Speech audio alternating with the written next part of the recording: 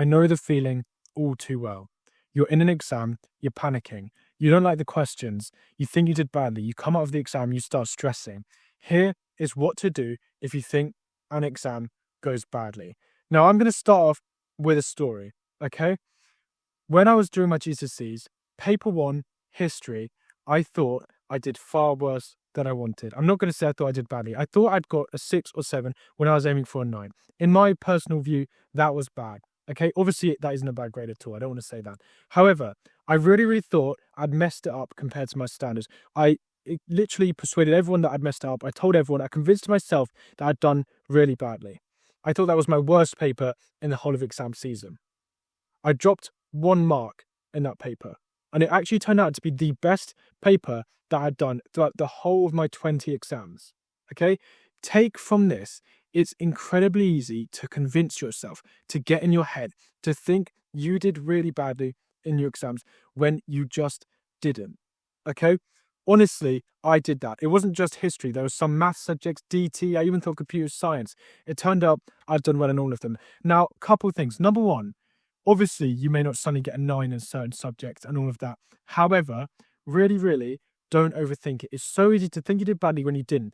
At the end of the day, you just don't know. You cannot truly know how you did until you get your results. Okay? The next thing I want to talk about then is mentality. Exam season is difficult. Okay? There are going to be some papers that don't go well for you, right? Or at least you think they don't go well. That is going to happen. You need to have the mentality to pick yourself back up, scrape yourself off, and go again. Okay?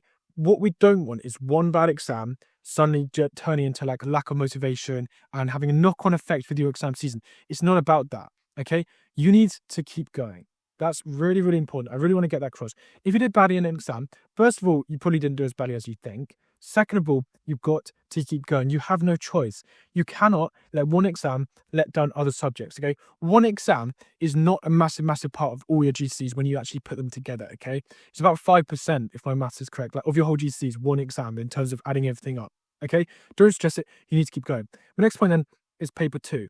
If your paper 1 exam goes badly, you're in a nice position because you've got paper 2 to lean back on, okay? So paper 2 is coming up, and that's super important because you can really improve in that. So say chemistry paper 1 for me went so badly, I'll be focusing now strongly on chemistry paper 2. That doesn't just mean waiting until chemistry paper 2 is tomorrow and then cramming the night before. That means doing a bit of chemistry every day. At weekends, I'd do a nice amount of chemistry paper 2, okay? That's really critical. You have paper 2, and some subjects you even have paper 3. One maths paper can go badly and you can still get a 9. That happened to me. My paper 1 I struggled in much more than paper 2 and 3.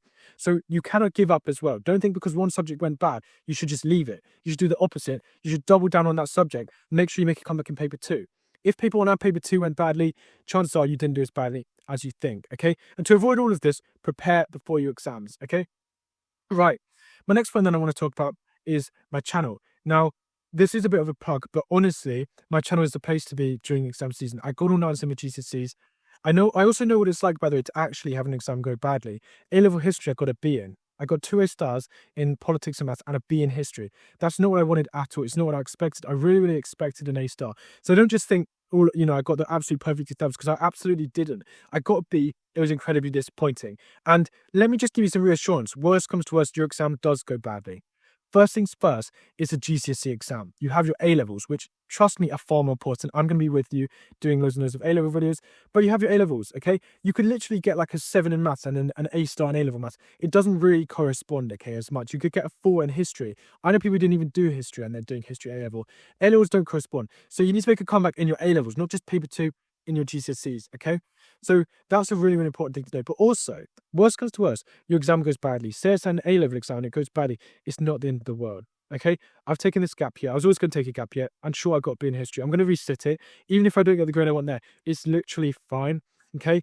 It forces you. It's forced me to try and improve in other areas that aren't just exams. It was a nice thing in a way. Obviously, I'm still disappointed. Obviously, I wish I got an A star. That is to summarize then, okay? I really think it is fine. It's better than you think. You don't need to panic. Use the panic for paper 2, first things first. Say it actually did go badly. It's not the end of the world. Pick yourself up. Don't let it affect your other subjects, okay? Have the mentality, have the strength to continue. I will respond to all comments that I can. Please leave a like, please subscribe. I'll see you in the next video, and I really hope that video was helpful as a reassurance for you.